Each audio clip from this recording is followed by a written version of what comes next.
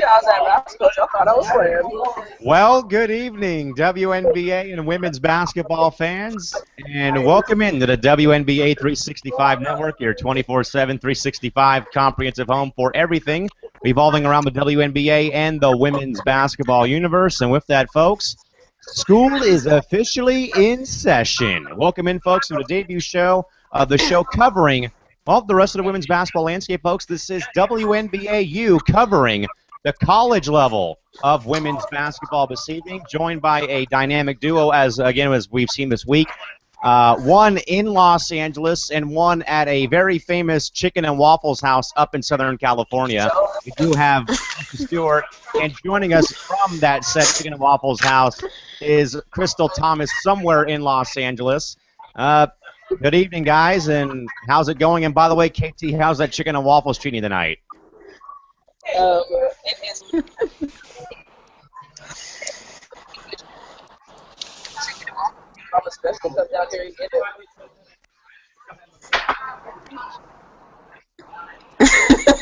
Hey, what's up, everyone?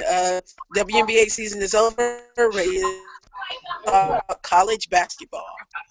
Now, folks, to be fair, this is not the first time I have done a show with a guest or actually inside of a restaurant. I used to do a hockey postgame show at a local barbecue restaurant, so I know the atmosphere Crystal is getting herself into. So, again, bear with us here. But, again, folks, we'll be here for tonight at least for a dry run. For at least the next 30 to 45 minutes, we're going to recap again only top 25 in our local conferences. So between the Mountain West, the West Coast Conference, the Pac-12, and the Big West, and all the other Western conferences tonight. And also we'll talk a little D2 hoops as well with me, of course, working at Point Loma Nazarene University. We can take your input as well, though, on tonight's show. Again, at WNBA 365, at Calamac 3, at Pup 1010, or at Shorty Mamba 24 with the hashtag WNBAU. Give us your thoughts or any other scores we may not know about from the women's basketball landscape. Again, and this is going to be like a little bit of a demo / dry run tryout kind of. And we'll be back with you folks getting back here tomorrow night at 9 o'clock, hopefully tomorrow at 9 o'clock, and we won't have to push things back due to, again, me going out with my folks tonight for a nice little dinner this evening. Now, folks, also a quick update as well about next week. Now, as we know, Thanksgiving is next Thursday. We are off all week from shows. There'll be no coverage of the college ranks except for our Hoops Hysteria matchup again, which, of course, will be PONU hosting Seattle Pacific on Tuesday night at 5:30 with, again, our live tweets of that game coming up on Tuesday night. Well, Tanisha and Crystal will get to the top 25 scoreboard first tonight. A lot of great action tonight on the hardwood in the women's game tonight. A couple of very close games and a couple of whitewashings. Starting off tonight, though, with number 5 Baylor taking down number 19 South Florida in a thrilling game during the preseason WNIT. 66-63 also across the board. Number 6 Florida State 78 over Tulane 78-72. Ohio State whitewashed Belmont 84-56. And then number 17 Oklahoma over BYU 73-47. And number 20 Northwestern 72-36 over Idaho State to wrap up our top 25 scores today. Shorty, obviously, you had a lot of great games to choose from in the top 25. And as I said, though, a lot of close games in the earlier in the day between Baylor and South Florida going, seesaw battle across the way. Florida State pulling out that game over a very good Tulane program. And obviously, as you get to some of the later games, obviously those blowouts. Shorty, out of the 2 games that finished very close, though, which game, though, were you watching more and why? And what stood up, though, in that game as well when you made up your mind in watching that game? And what else? Well, for my part, I will have to say that some things came up today that we will talk about possibly in the off-air hangout. So I did not get to catch any games tonight, but I will say that I am happy to hear that Ohio State finally pulled out a win after, losing 2 previous games in their opening against South Carolina and then getting killed by UConn. So it's good to hear that they finally pulled out a W tonight. Crystal, in spite of the French fries and waffles and chicken and drinks that you're consuming right now, obviously, you had 2 really good games, though, in the earlier part of the day with those 2 games. Again, Baylor pulling out a great win over a ranked opponent in South Florida by 3. You had Florida State, taking down Tulane by a couple of points as well, in a close game. And as Shorty said, though, I think Ohio State was more of a talking point because, again, Ohio State not the easiest of starts for them, again, having to play the number 1 and number 2 ranked schools in the preseason top 25 to begin the year. So, Crystal, any other thoughts on the other games in the top 25? Again, some great games, and also, as we know, though, Sally, with the first couple of weeks of college hoops, again, some of those lackluster games that finish out of control. Any thoughts on the night's action in the top 25? You can still hear me, right? You're good.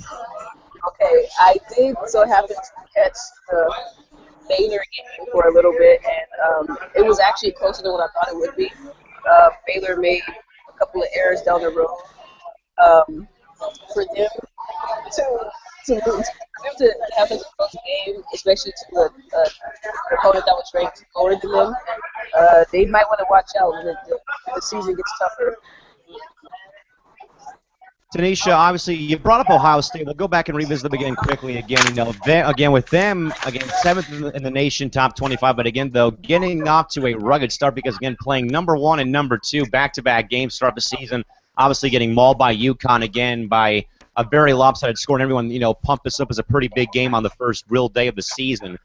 So, again, you said about Ohio State rebounding tonight. But, again, though, how important was, though, that they got back on the winning way again after, again, 2 really tough games against 2 very, very title-worthy teams, again, in South Carolina and, of course, the defending champions in UConn. I mean, I think it was very important. They got on track after 2 bad losses. I mean, especially, of course, we already know that they would get killed by UConn, but to be honest, South Carolina was very close and could have actually been a winnable game, but, just so many turnovers in that fourth quarter, led to their demise in the end. I mean, Kelsey Mitchell was playing out of her mind, dropping threes like she was inches, and they really didn't have an answer for Kelsey Mitchell, but the problem was threes.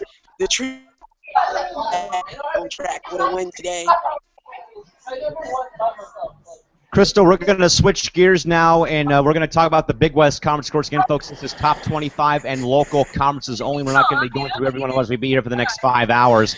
Crystal, let's look over the scores real quick in the Big West Conference tonight. A couple of games final. Some games are probably final, but have no reports on our scorecards right now. There were a total of 5 games involving Big West opponents tonight in the college ranks today. Again, first off, Long Beach State defeats Houston 47-41. UC Davis over San Diego State at Viejas Arena 65-54. And 2 games that did not report a score yet have been UC Irvine at Southern Utah and Cal State Bakersfield at UC Santa Barbara. Both those games have not reported a score yet to ESPN.com. Crystal, Long Beach State 3-0 to start the season. Again, in a conference that has pretty much been dominated the past couple of years by CSUN and Hawaii previously, and also between Cal State Fullerton as the top 3-4 schools in there. And again, Long Beach State up to a 3-0 start, defeating Houston, now 0-2 on the season. Where does Long Beach State, in your mind, though, really fit into this Big West Conference as we kind of get towards the later part of the season, though? What do you think and why? It is changing pretty much a changing of the guard. CSUN was the best in the past few years, and now it's time for somebody else to step up. Long Beach State is doing exactly that. And they might actually win the Big West title. It's going to be either them or CSUN. I'm calling it right now in the midst of these French fry fights.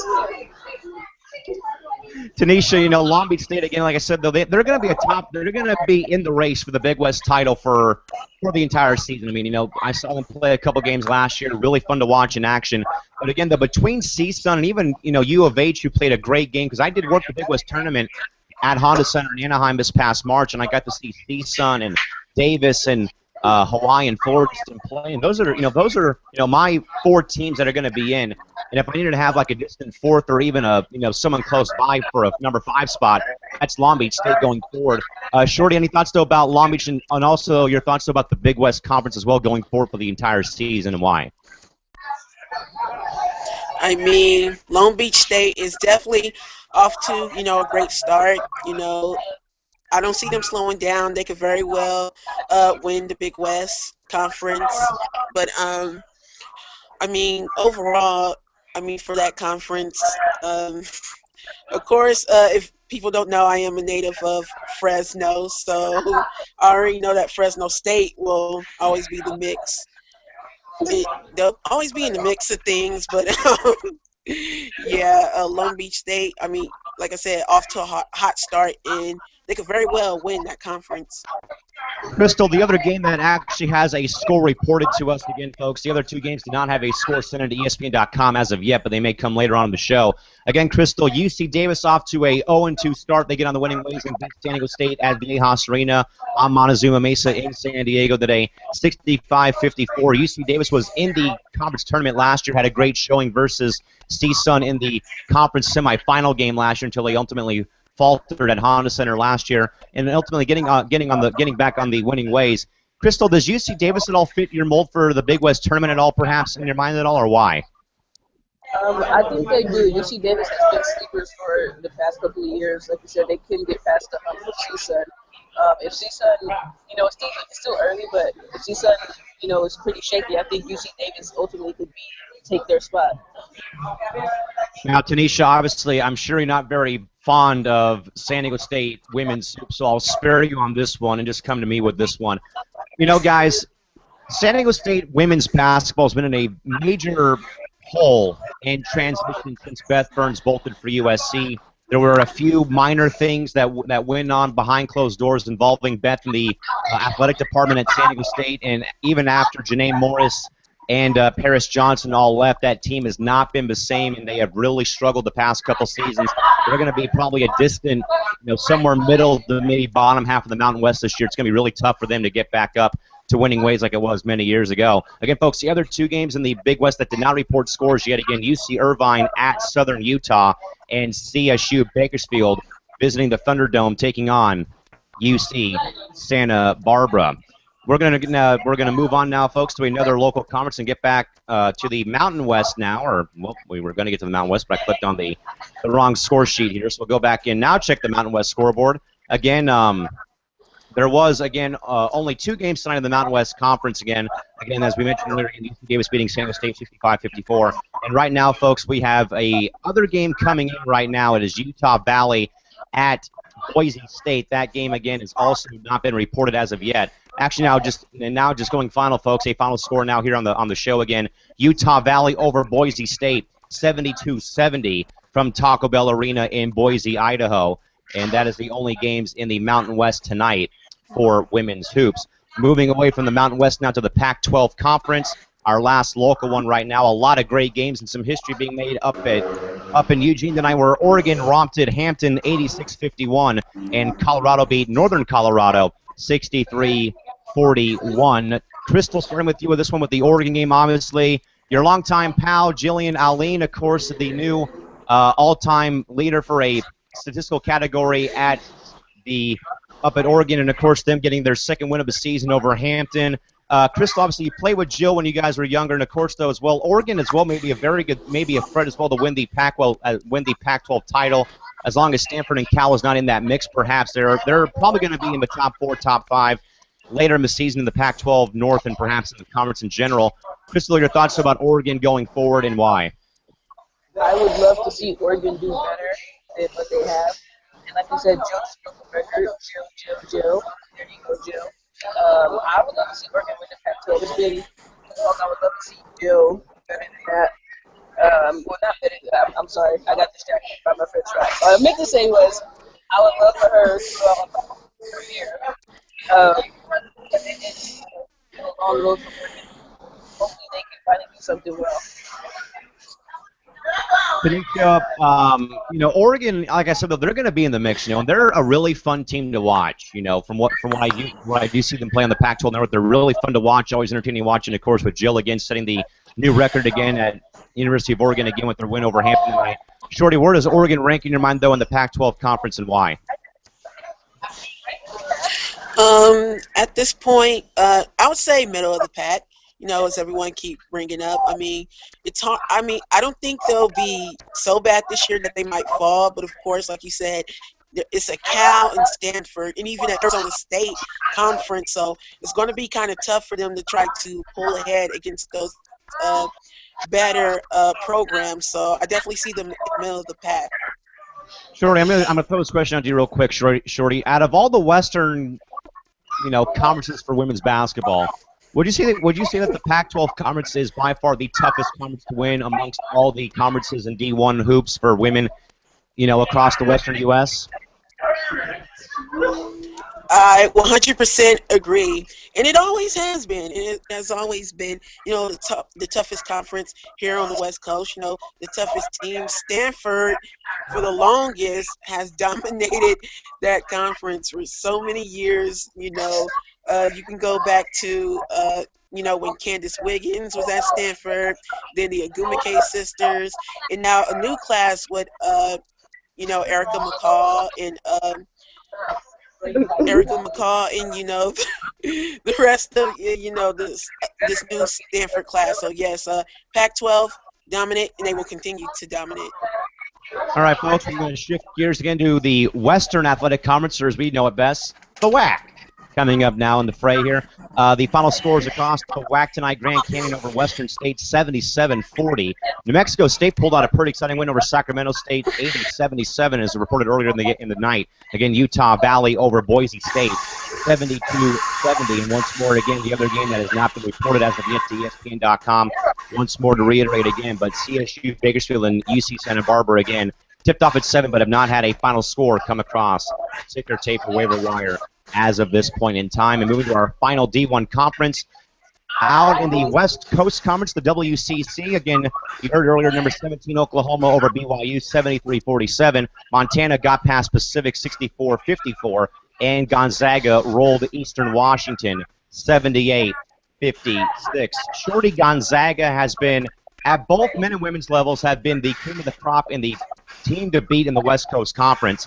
This year, though, they face some pretty stiff competition from both the University of San Diego with the Hood sisters out of La Jolla Country Day. Oh, wow, go figure with that school in San Diego, bringing out women's basketball talent. And also with Santa Clara and St. Mary's as well in the West Coast Conference. But, Shorty, with Gonzaga's reputation, though, for always being a dynamite team and a team that blows you out in games like we saw tonight, are they still a lock, though, for the West Coast Conference title game in your mind? And if so, why or why not? I definitely think they're locked. Gonzaga is always a team that people write off. They're always written off quickly. Maybe they might not have a hot start, and they're always written off because of that. But then they're the same program that always comes back, not only in conference, but then also making it to the tournament, the big dance. So they're definitely a team that you don't want to write off quickly. They will come back like they always do. Crystal, the West Coast Conference is, I kind of say, is, obviously not on the same tier or the same level as the Pac-12 or a bigger conference, but there are still a lot of great teams that come out of this field again between, either USD every now and then from San Diego, of course, Gonzaga, St. Mary's, the notable schools that come out of the WCC. But Crystal, again, with Gonzaga's known reputation for always being a powerhouse team in that conference, in your mind, are they still a lock to get to the final game of the conference tournament in your mind, and also have a deep run in the tournament? If so, why or why not? They possibly can be. Oregon just took their coach, so we don't know. They have new coaching staff. When you think new coaching staff, it's hard to tell, but possibly, Gonzaga is one of the main reasons why the WAC is a known conference, as I like to call it. But we will see how the coaching staff has the girls in this case, playing. All right, guys, so we'll leave the Division I ranks and drop down to a familiar level for me. We'll go down from D1 to D2, and, of course, last night we had our first Wnba 365 Network Hoops Hysteria matchup last night, which was, of course, a exhibition game between both the Bethesda University Flames and, the Point Loma Nazarene University Sea Lions playing last night at Golden Gym. Of course, a game that counted, that did not count on the scenes, but of course, folks, was a great game to watch as Point Loma stymied and defeated Bethesda last night, 90-62 in front of a pretty good crowd at Golden Gym last night. Point Loma, again, with the win again, still remains 2-0 again. That game last night did not count any standings for either team. But, of course, Bethesda actually counted that game as a win or loss. They now, with that loss, faltered to 3-2, and Bethesda shot a miserable 24% from the field last night. Sure, I know that you guys were trying to get in last night, and then the Wi-Fi on our campus is not the most reliable, so, of course, it kind of interrupted our get-together last night. But, Shorty, just seeing Point Loma play last night, in spite of losing a pretty big component in Jessa Scorza from last season, they found a pretty good transfer in Stephanie Williams to fill her void for last season or for the season off the bench, and of course Roya Rustamazada, the defending Pac West Freshman of the Year last year. A great game last night. They did, though, however, though, folks, lose one of their star players, Amy Ogren, rolled her ankle with about 6/10 of a second left in the first half, ruled a sprain, may not play on Saturday. But, again, Point Loma, again, winning their exhibition tilt last night by the final score of 90-62. Some other games in the Pac West Conference tonight on the D2 level. From tonight, California Baptist rolled Northwest Nazarene 89-69, and there were two other games tonight in the conference, again, with the University of Alaska at Chaminade, and also UAA, the University of Alaska at Anchorage, over at Hawaii Hilo. Again, those two games also were not reported this evening to any of us tonight. Now, Shorty, obviously, you guys probably not covering a lot of Division II basketball, and I'm sure that eventually once we kind of get rolling here a bit more often with the with me covering these games on the network, Shorty, obviously, last night was great. Of course, it was an exhibition tilt last night. But, Shorty, though, obviously, I think the new format as well, Shorty. Let me just ask you this question before we go on to our next conference for both of you guys. Shorty, is it going to be more common now that we see 80 to 90 point, scores now as opposed to how it was last year with the old format of 220? Will we have more high-scoring affairs now in the women's college game with this new system in place? Yes or no, and why? I say yes, because the new format allows the game to go faster and allows the players to play faster. And of course, as we already talked about, that's one of the transitions that's going to help, the kids, when they transition to the pro game, is the speed. One thing they always talk about is the speed. And yes, a lot of these games are going to go faster, and they're definitely going to be more high scoring, due to the change in the format. So it speeds it up. And it's definitely, I think, great for the players. Great for the viewers also, because sometimes it seems like the games, when it was with the two halves, the games seemed kind of slow, in certain games. But now with the new format, games go faster, the players play faster, and most definitely everything is working out on that end. Crystal, I'm going to compare and contrast both games I worked last night. Obviously, I did the play-by-play for the women's game and got to be the sub-tracker for the men's game. Now, obviously, you have 410 for the women, finishing 90-62.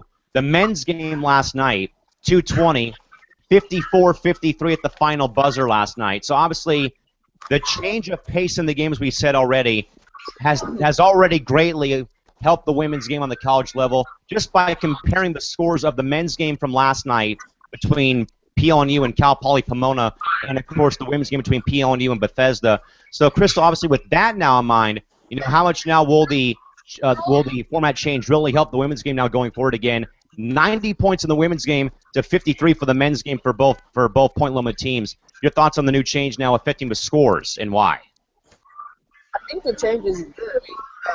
Gino complained about the game being slow a couple of years ago, and now it's faster. I like it. If they want to transition to a pro team or to a pro game, they're going to end up playing quarters there, so I think the change is all overdue. I like it, though. I think it makes for better basketball, better games, better high-paced games, like Shorty said, more competitive games. Because when it's 20, you have to rush, and everything's condensed. Whereas when you play quarters, you actually get the game a little bit better, get the coach a little bit better.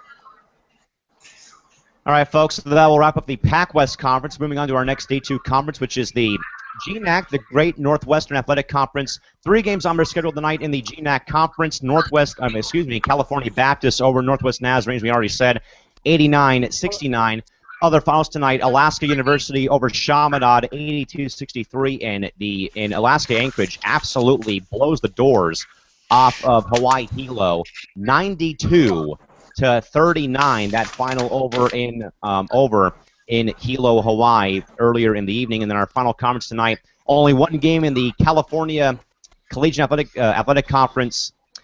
In the CCAA tonight, Humboldt State hosted or faced off with Hope International. Hope International over Humboldt State, 62-57 in that contest.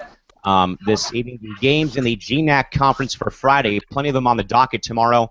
Across the GNAC Conference, UC San Diego will take on Seattle Pacific. Central Washington visits Notre Dame de Namur. Simon Fraser at Cal State San Bernardino. Western Washington APU at Azusa Pacific. Carroll at Concordia, Oregon. Alaska Anchorage at Hawaii Hilo. And Montana State Billings will be at Cal Poly Pomona at 7 o'clock. Games in the CCAA on Friday night will go as follows, with the Academy of Art hosting being at Stanislaus State. Seattle Pacific, again, at UC San Diego, but that game is being held at Azusa Pacific University. And also tomorrow night as well in the CCAA, Concordia Irvine will be visiting Cal State LA. Montana State Billings again at Pomona, and also Cal State East Bay will take on UC Colorado Springs, 7:30 tip for that contest tomorrow night as well. And again, folks, this is WNBAU for the next couple minutes. And again, we're just going through the scores again across top 25 and local D1 conferences, and also a few of the D2 universities as well. We'll pull up our final schedule for Division II play, which is the Pacific West Conference again. And also, folks, again, you'll be able to have more Twitter updates again on Saturday when PLNU will host Northwest Nazarene University at 6 o'clock on Saturday night. Your games on Friday in the Pac West Conference, again, go as follows. Stanislaus State at Academy of Art. Central Washington at Notre Dame de Namur. Arizona Christian at BYU Hawaii.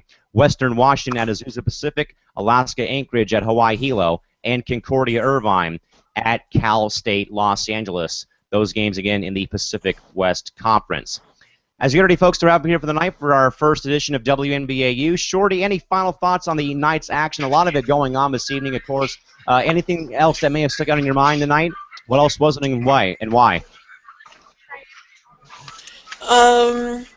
As for tonight, I mean, I don't really have anything in mind for tonight, but I will say that over the weekend, I did see a great game between Pepperdine and Albany. And I say the Agumake sisters part 2, they're definitely fun to watch. I mean, watching Olivia go off and Erica Agumake dropping threes. I think she had 3 threes in a loss. I mean, Albany won the game, but it was certainly fun and definitely fun to see the next generation of the Agumakes, come up and play college basketball.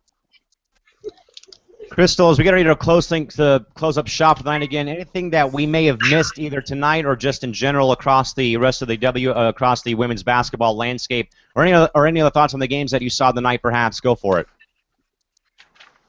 I would have to agree with Shorty on that one. The Gumake sisters, there's some more Gumake sisters, and when they come, they're gonna be pretty tasty.